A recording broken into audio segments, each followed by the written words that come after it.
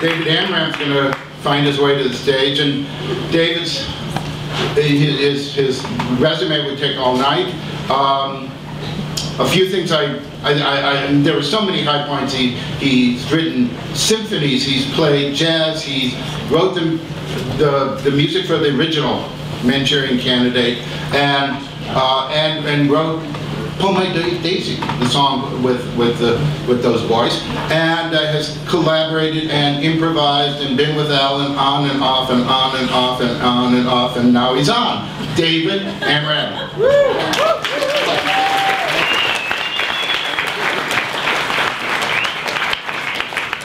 Thank you so much.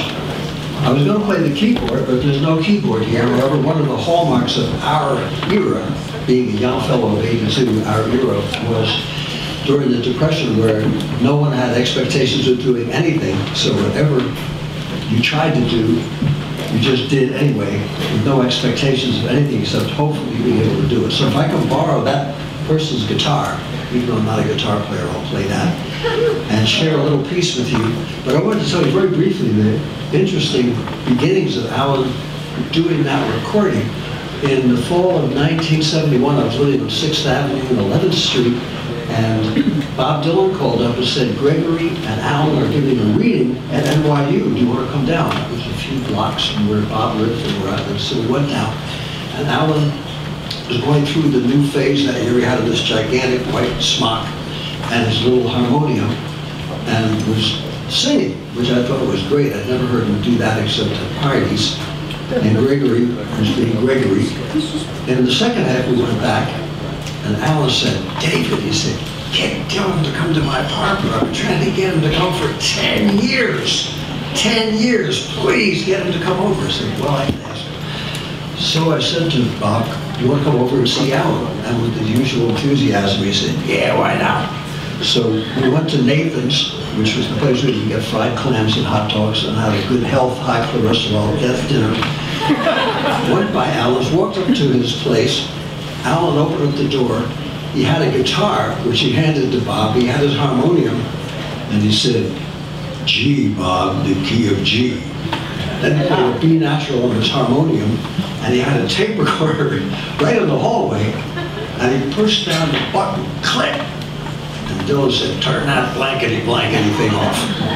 And that was the beginning of Allen's singing career. We went into a side room and we hung out all night, and it was kind of wonderful because I thought, what a great thing that a wonderful songwriter like Dylan, who loved all kinds of music and also loved poetry and literature and painting and art, could transcend the role of being a songwriter, which in the Eastern Seaboard establishment snob appeal made you some kind of a low-class person because you were only writing short 32-bar songs.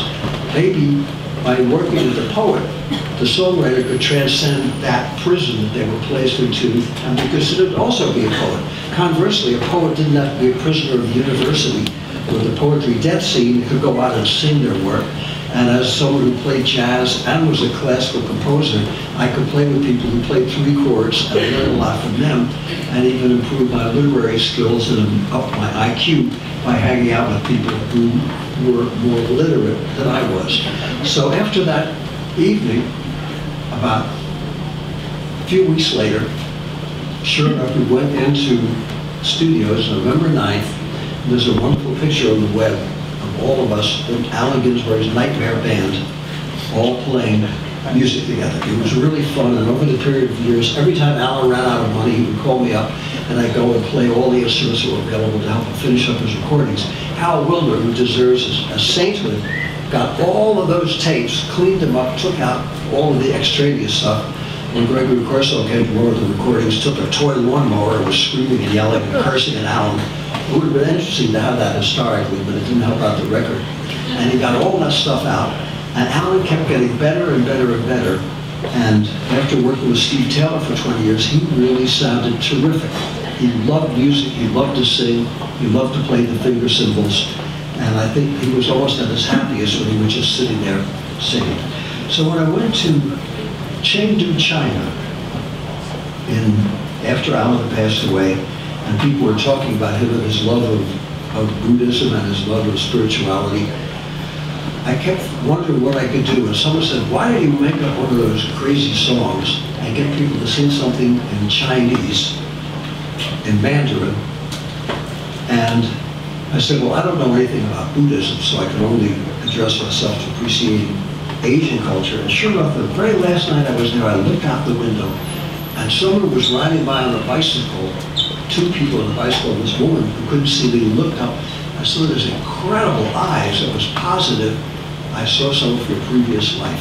So I wrote a little something down, then I took my instrument from Chang Dou, China, which I brought with me, and made up a little piece, which I'd like to do, and there's up a little sing-along, where I would ask all of you to sing along in Mandarin. The words are, Wa Hong Gao Shi Lai Dao Crosby Street. That's, I am happy to be in Crosby Street. Wa Hong Gao Shi Lai Dao Crosby Street. Wa Hong Gao. We don't all rehearse. And I'd like to invite up a wonderful young man who's going to play the glockenspiel. And we can have a, you can imagine that there's a piano here. This would be the ESP fantasy piano. He's going to play some percussion. We're going to do it the first and last time with a guitar and some other instruments. Please welcome Kevin Twig.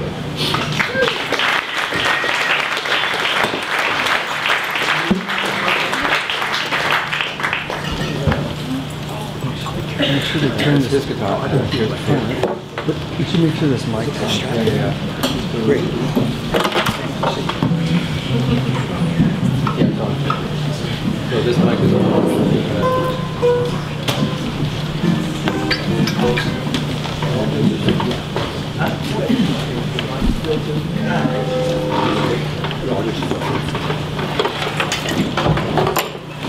For those of you who might be into ethnomusicology, this is a wonderful Chinese instrument called the hulu sai. And it's used in Asian music. It's a wonderful, wonderful kind of sound. And especially for all you young people who are or would like to be poets, musicians, singers, dancers, writers, fruit bakers, anything that you want to do with your career counselors telling you can't possibly do. Just hang out with people who say, yes, let me see what you're doing and see what you can do. Allen and Gregory spend more time with people looking at their stuff, looking at the material, and giving them free lessons. Everything that I've learned in my 83 years has been from people, everybody from Charlie Parker and Dizzy Gillespie to Sir James Goldwhite, who I wrote a flute concerto for, showing me what I didn't know because they saw I was eager to learn.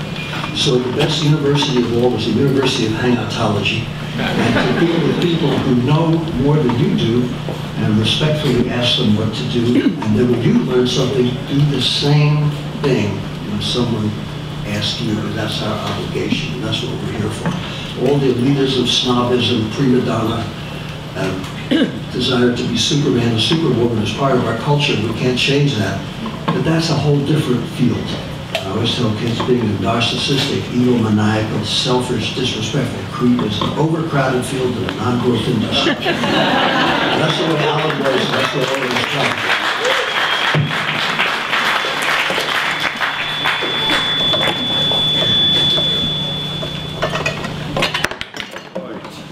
So, remain beatific.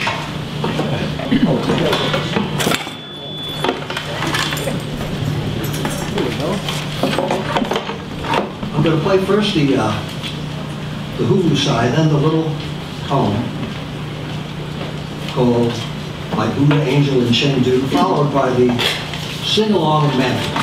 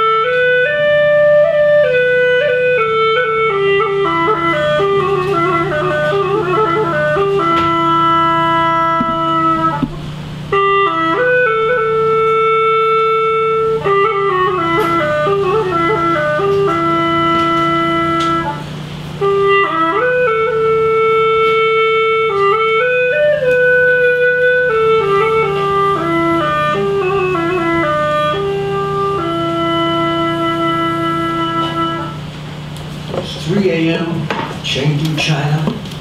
I can't sleep awake. Staring out the window, water drips on dishes in the sink.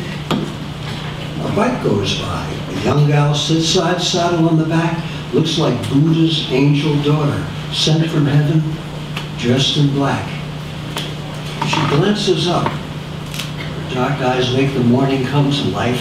Suddenly I realized long ago this angel was my wife.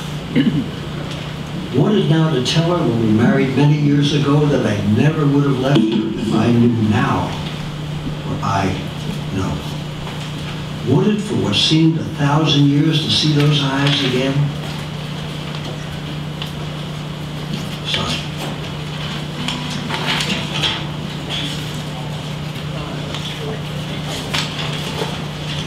Hoping someday I could tell her that our love would never end. Never dared to tell her then because of all the love we shared. It was more than I could handle even though I really cared. Now it's many lifetimes later here in Chang Dou, 5 a.m. My favorite wife from an earlier life, the sweetest one of all of them. Once she told me in our lifetime our true love would never die, and that even if I left her, Buddha's angel still would fly. Now she tells me broken hearts will all heal themselves in time, and that all the pain I caused her now is gone, except for mine. Now in Chang Dou, through the window, she's come back to me again, riding in the back seat of a bicycle, side saddle with her friend. Guess since she's passing by, there's only one thing I can do: get myself a new gal, a bicycle that's built for two.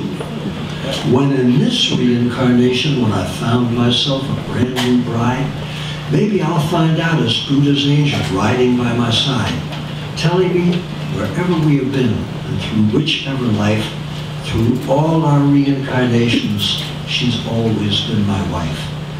Now it's 7 in the morning, Chang Dou streets are filled with light. I'm still staring out the window as the day is growing bright.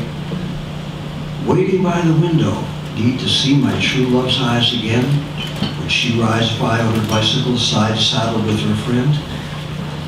Then I'll tell her that I love her. For this time, I know what to do. Waiting by the window for my Buddha angel in Chang Dou.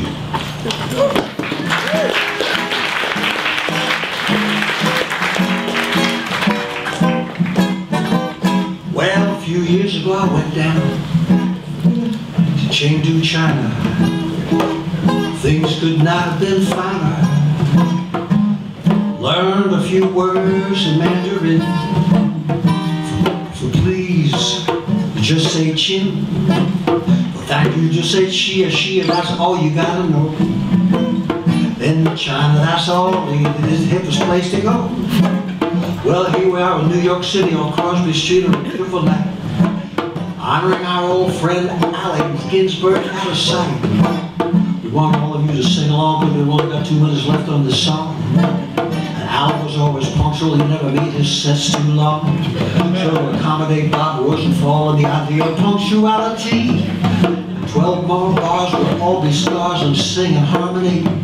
Now the sopranos and the altos and tenors and the basses, lift your faces, let's all see if we can sing along. The lyrics are simple, and I'm glad to say the song is not too long. Here we go now. We can do it, you've been through.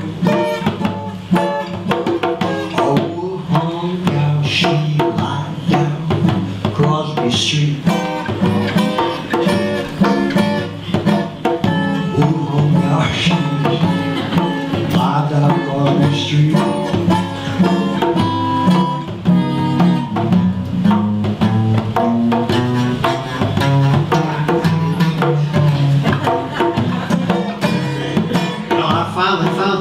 E major after scuffling with the all around the guitar. I think I finally know where I are. In the room with all of you in the 12 blues somehow. It'll be easier for you to sing it if I play it correctly. So now, We're gonna sing take two of Wu Hong Gao Shi Lai down Crosby Street. And we can do it harmoniously, don't you know? You can tap your fingers and you can. Everybody go now. Wu Hong Gao Shi Lai down Crosby Street. And lay. Wu Hong Gao Shi Lai down Crosby Street. Yes, Wu Hong Gao Shi Lai down Crosby Street. Now, if you look like Allen, you're sitting up there in heaven all alone. You certainly would rather burst out of laughter than hear anybody moan. Well, the solution for that is to hear Mr. Kevin Twig play two courses of the blues on his heavenly glockenspiel down his xylophone. Because he can prove it's not what you feel, it's what you glockenspiel. Get him, Kevin.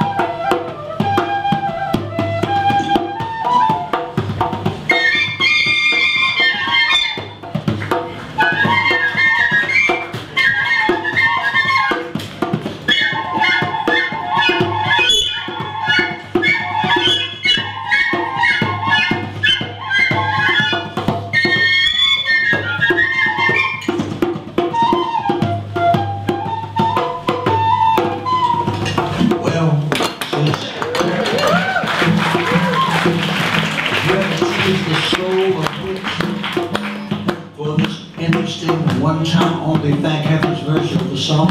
I guess that's just about it.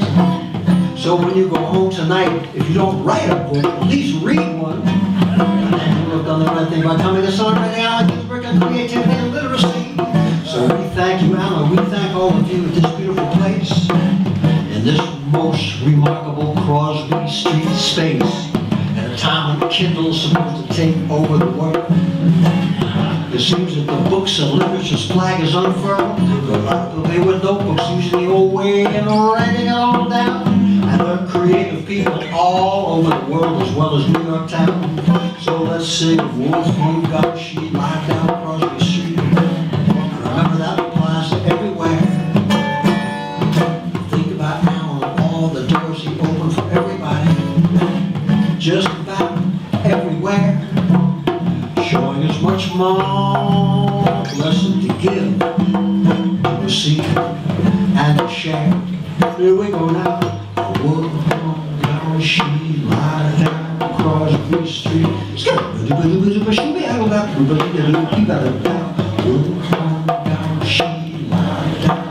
Crosby Street. Oh, you sound so beautiful, celestial harmony. A wolf down, she lied down Crosby Street. That's how you meander it in Mandarin.